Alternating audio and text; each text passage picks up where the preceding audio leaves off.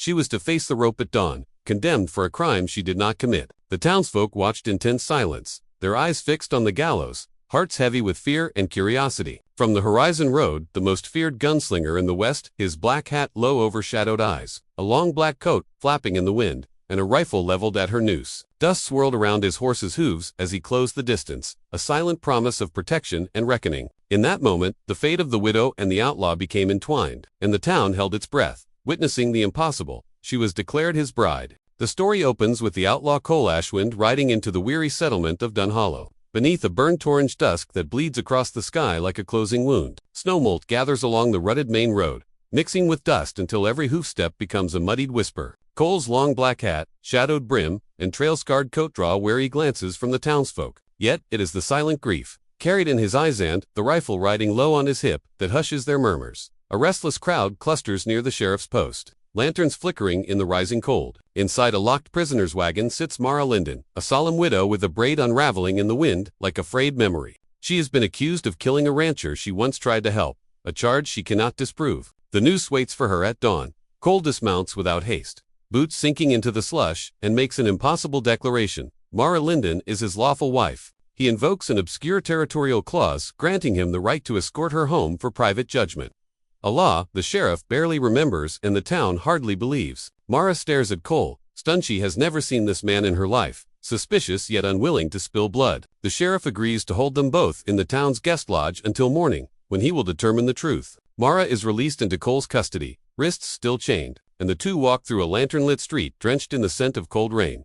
Emotional tone and realization, isolation, disbelief, and the faintest spark of unexpected protection. Mara realizes someone is lying, yet he is the first soul who has not met her with hatred. Inside the dim guest lodge, warmed only by the weary glow of a pot-bellied stove, Mara sat across the shadowed room from Cole Ashwind. The wind outside dragged its fingers across the shutters, yet the outlaw's movements were steady, deliberate, almost cautious, like a man aware he carried storms of his own. He did not touch the iron cuffs on her wrists, nor attempt to close the distance between them. Instead, he brewed a tin of harsh, frontier coffee, set the steaming cup near her hands, and stepped back without a word. The silence between them felt less like hostility and more like the quiet shared by two souls accustomed to being misunderstood.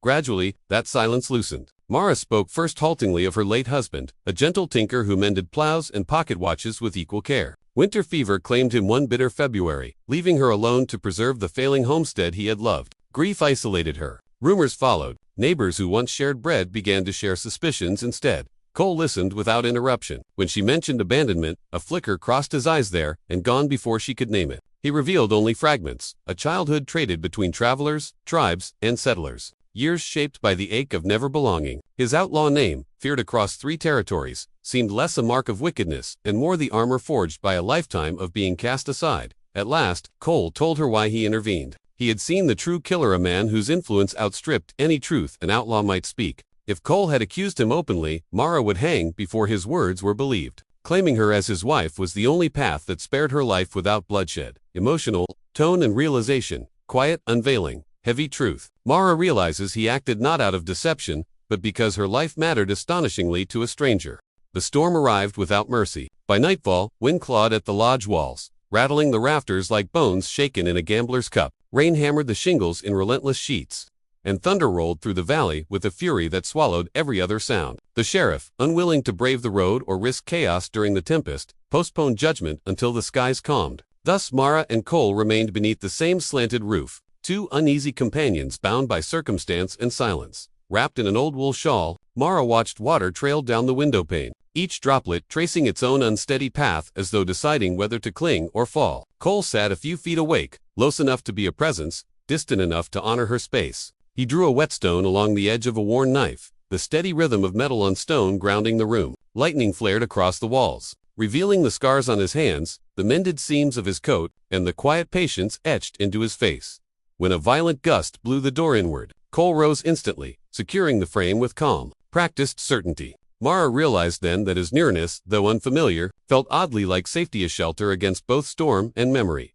Later, by candlelight, Cole spoke of the man he saw fleeing the ranch, the rancher's own foreman, embittered by a years-long dispute over land and loyalty. Cole had once worked between settler and tribe, hoping to mend rifts neither side wished healed. The foreman despised him for it. Lies, Cole said softly, spread quicker than storms and left deeper ruin. Near midnight, thunder cracked, sharp enough to make Mara flinch. Cole reached out, steadying her shoulder. The touch was brief yet undeniably grounding. Neither spoke of it. Emotional tone and realization, shelter within danger, the first thread of trust. Mara realizes she feels safer with this outlaw than she ever felt among her neighbors.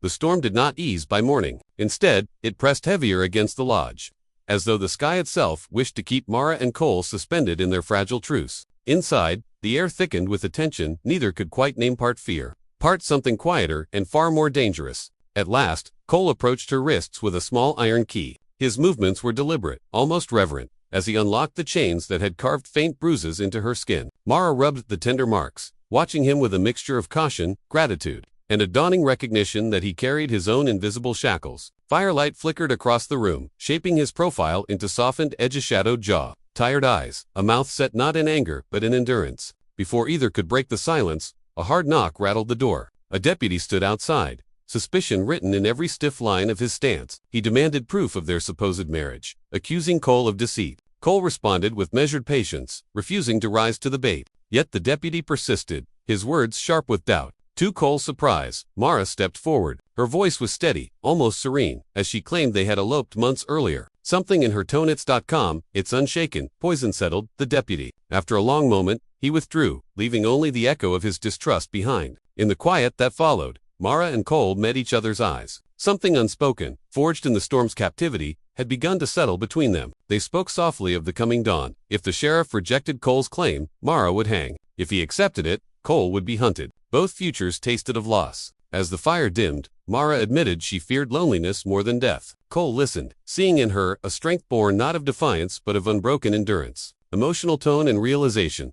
breath-tightening intimacy, rising courage. Cole realizes Mara's strength lies in her quiet refusal to break.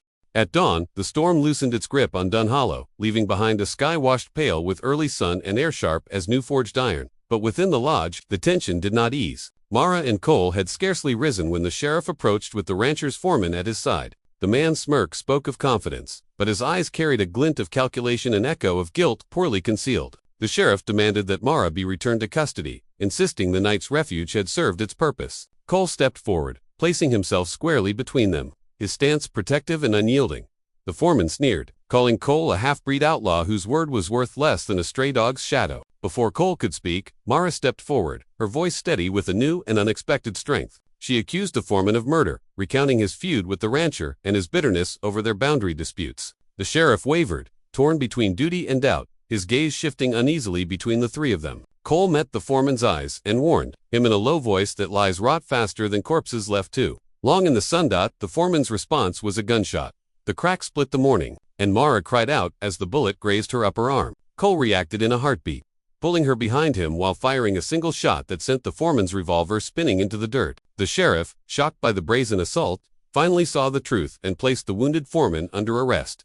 Mara sank to the ground, clutching her bleeding arm. Cole knelt beside her, pressing a folded cloth to the wound with trembling hands. The sunrise cast warm firelight across her face, illuminating the fragile bond forged between them, less passion than recognition. The quiet revelation of two forsaken souls finding refuge in each other, emotional tone and realization, courage, protection, fragile trust. Cole realizes he would risk far more than his life to keep Mara safe. With the foreman shackled and led toward the jailhouse, a strange stillness settled over Dun Hollow, as if the storm had taken the last of its breath with it. The sheriff stood before Mara, his voice low, stripped of the hardness he had shown the night before. He cleared her of all charges, acknowledging that the bullet fired at her was proof enough of her innocence. As Cole wrapped a fresh strip of cloth around her wounded arm, the sheriff met his gaze and spoke quietly of consequences that the law would come for him soon, no matter how just his actions had been. Cole accepted this with the calm of a man long accustomed to standing outside every circle drawn by society. But when he arose, intending to slip away before the deputies regained their nerve,